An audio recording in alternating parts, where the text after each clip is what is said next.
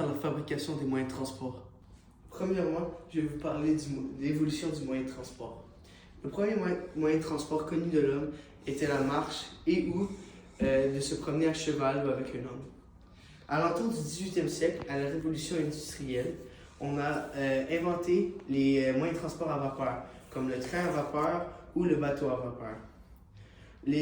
Quelques années plus tard, les autobus et les avions ont fait surface.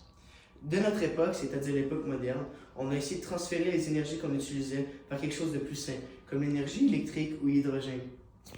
Vous savez ce qu'il y a d'autre qui a évolué? Les matériaux utilisés afin de construire les moyens de transport. Voici quelques exemples de matériaux qui ont évolué avec le moyen de transport. Premièrement, l'avion. L'avion était à la base d'aluminium, mais vu qu'il était trop lourd, il a été changé à la fibre de carbone. Voici deux raisons pourquoi. Premièrement, le matériau utilisé n'avait besoin que de résister à une seule force, la traction. Et vu que l'aluminium en résistait à deux, c'était un peu inutile. Alors, on l'a changé à la fibre de carbone. Aussi, il est beaucoup plus léger, ce qui réglait le problème de poids et le moyen de transport.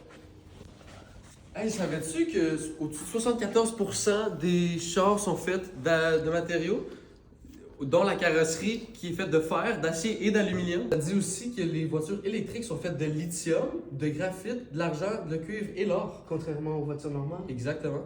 Ah ben. Aussi, les matériaux sont aussi très importants pour d'autres choses, comme l'énergie renouvelable, comme les panneaux solaires ou les éoliennes. Entre autres, les matériaux utilisés sont le niobium, le titane, le platine, le nickel et le cobalt. Est-ce que tu as compris, Maxis?